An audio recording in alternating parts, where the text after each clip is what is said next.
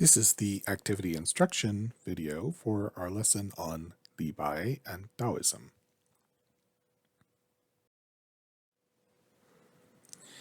Now, in the video lecture, you'll remember that Li Bai wrote many different kinds of Taoist poems. Some of these were deeply influenced by doctrines and imagery of Shangqing Taoist scriptures. Others were more philosophical meditations on general Taoist themes. Still others may appropriate Taoist allusions or imagery for expressive purposes, which have nothing to do with Taoism per se.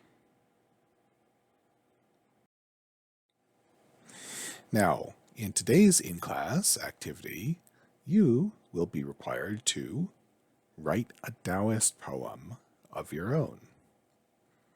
But don't worry, you won't be graded on whether it's good or not. I do not expect any Li Bais in our class.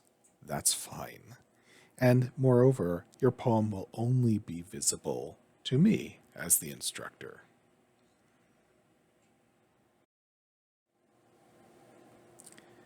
So here are the rules.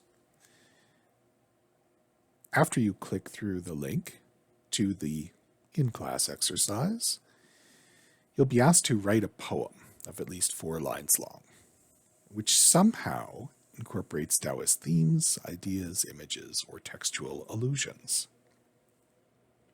You'll then have to write an explanation of how the Taoist elements contribute to the overall meaning of your poem. The poem can be in English or in Chinese, so long as it is written neatly. And, of course, your poems do not have to be good poetry. It's just more important that they demonstrate understanding of Taoism as presented in the earlier weeks of the course. Now, what are the goals for this exercise?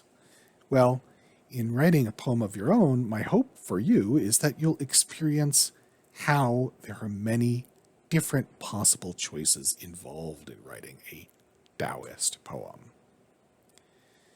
And therefore, when we think about Taoist poetry or other kinds of Taoist culture, it isn't enough to simply say, look, there are Taoist elements in this piece of culture, therefore it reflects Taoism, therefore it must just be repeating the ideas of the Tao Te Ching.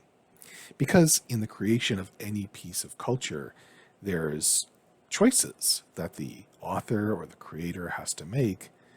Therefore, it's too simple to say, okay, this just reflects Taoist ideas.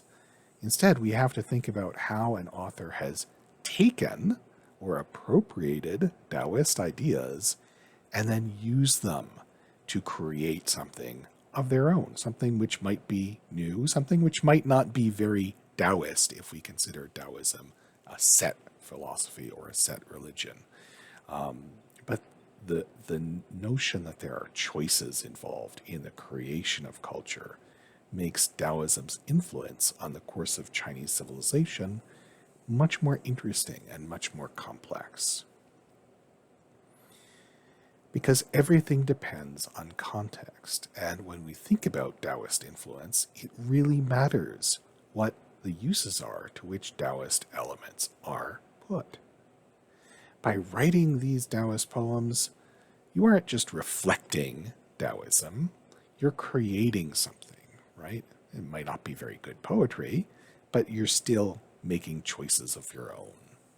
And therefore, you will have added to the history of Taoism in, let's be frank, a very, very small way. But it's something more than just reflecting Taoism.